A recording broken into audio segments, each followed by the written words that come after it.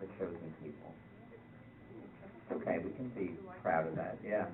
I want you to think about this. This is a rhetorical question, but I want you to think just for a moment about what does it mean to you? What does it mean to you? So there's an old joke in Fiddler on the Roof, right? They're being kicked out of Anatevka. Everyone knows this joke, right? Tevye looks up to God and says, I know, we're the chosen people, but once in a while, can't you choose someone else? The chosen people, as we understand it, it's a double-edged sword. It makes us feel special. It makes us feel important. But also, it means that we are held to a higher standard. It's kind of like Hebrew National, right? Right, Hebrew National? We're different. It's what it essentially means. We are different. This week, our community heard from a mother and a son, Lisa and Jacob Hillman. They spoke about their story of addiction. And I learned about Lisa through an article that she wrote for the Jewish Forward, where she spoke about her situation with her son Jacob, who had become an addict. And I wanted to read you just an excerpt from the article. She said, when that first phone call came early in Jacob's senior year of high school, I thought for sure the teacher had the wrong kid. Lisa, this respected advisor said, some of Jacob's friends have come to me. They're worried. They think he's been drinking heavily, smoking marijuana, and other drugs, and they're really not sure what else, and he's hanging out with the wrong crowd. Here's what she wrote. She said, the sunlight in our home suddenly faded. Although educated and experienced in healthcare, I knew very little about drug use. This was something that happened to other families, certainly not mine. There was no substance use in our family, at least none that we knew of. Weren't Jews immune to this problem? That's what I thought. We knew of no Jewish child or adult who was an alcoholic, let alone a serious drug user. In other words, how could this happen to the chosen people? Now, when the Jewish Forward, they contacted her because she wrote a book called Secret No More. They had found out about the book. They contacted her. They said, honestly, we don't think this is a big issue in the Jewish community, but we thought you should write it anyway. But the article became very popular. It became viral in the kind of social media world. And what Lisa and Jacob learned through their process was that actually they were a lot less alone than they thought they were. In this week's Parashat Bo, we read about the final 3 plagues. We read about locusts, darkness, and the slaying of the firstborn. So I looked at it, and I looked at the plague of locusts, and I found something interesting. Locusts invaded all the land of Egypt and settled within all the territory of Egypt in a thick mass. Never before had there been so many, nor will there ever be so many again. And the text says the following: Vayichas et ein haaretz, v'teshach haaretz. They hid all the land from view, and the land was darkened. So if the land was darkened, why do we have right after this the plague of darkness, I wonder? And here's how the Torah describes the plague of darkness. It says here, Vayom Adonai el Moshe, God says to Moses, hold out your arm toward the sky, v'tei yadecha al hashamayim, v'hi hoshech al eretz Mitzrayim, v'yamash hoshech. Hold out your arm toward the sky, that there may be darkness upon the land of Egypt, a darkness that can be touched. A darkness that can be touched. Moses holds out his arm toward the sky, and a thick darkness descended upon all of the land of Egypt for 3 days. Lo ra'u ish et achiv. One person could not see another. And for 3 days, no one could get up from where he was, but all of the Israelites enjoyed light in their dwellings. Ulachol b'nei Israel haya or b'moshvotechem. B'moshvotam. Interesting. How was this darkness different?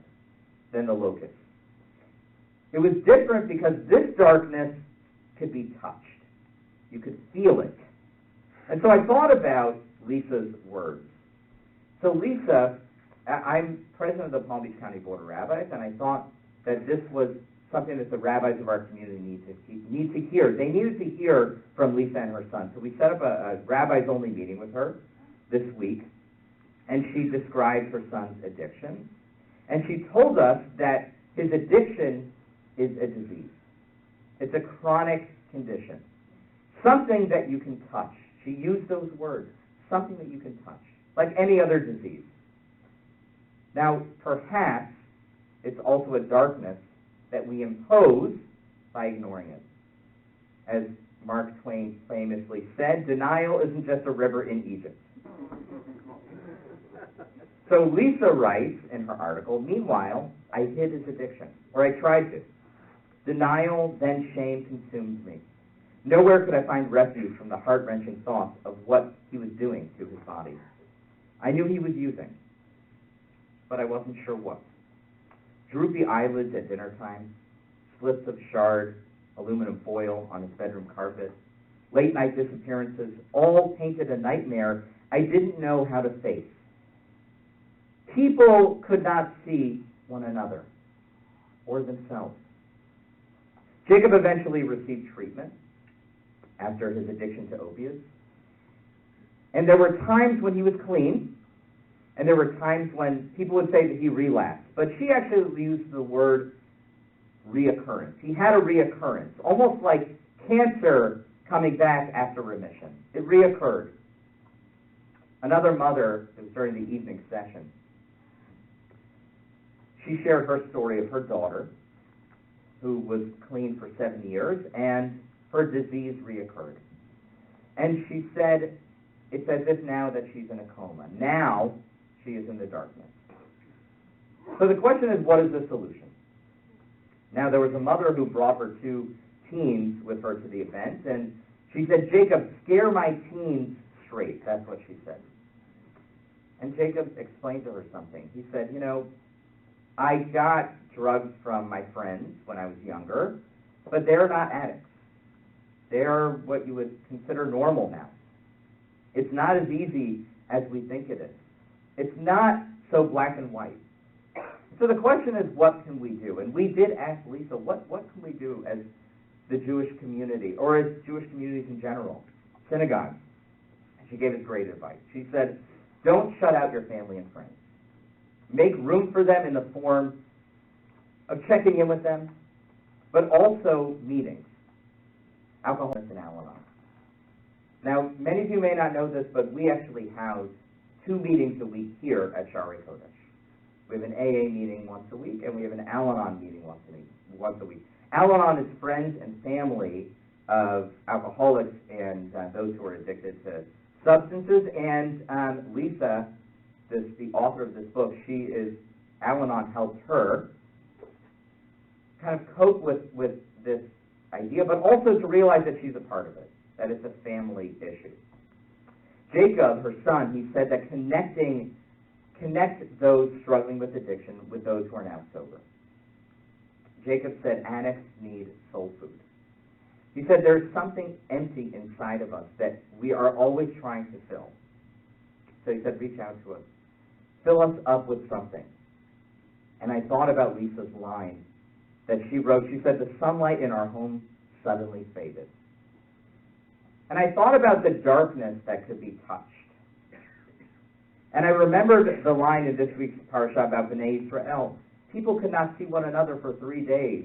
They couldn't get up from their dwellings, but all the Israelites enjoyed light in their dwellings. They had or, they had light. Does it mean that we're chosen? That we will never dwell in the darkness?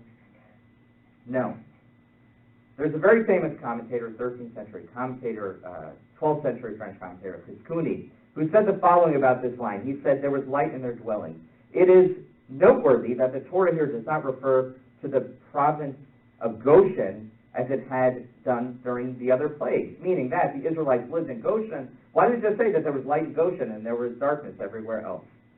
It implies that Israelites living in other parts of Egypt were also not affected by this plague. Our sages claim that when an Israelite entered the home of an Egyptian, he was able to see normally in that house also. The idea of helping people, of people helping others in the darkness, is powerful, and it should fill us up with hope. I'll never forget, we have a family friend who has a child, an adult child, who struggles with addiction. I always ask, how are your children? And I ask about this specific child. I say, how's Jay doing? I hid the name. And one day he told me, he said, thank you for asking about her, because no one does. No one wants to hear the answer. We have to keep asking. We have to keep caring for the people in the darkness that can be touched. Many of you have family and friends who struggle with addiction. Don't treat them like it's their fault, like they are weak. Would we treat a cancer patient like that? Let's share the light with them. Bring the light that we have into their homes, into their places. I want to end with Lisa's words about what so many like her are going through. She wrote the following: what I share most with these families who have addiction with them, is hope. There is a saying, addicts are angels in the making.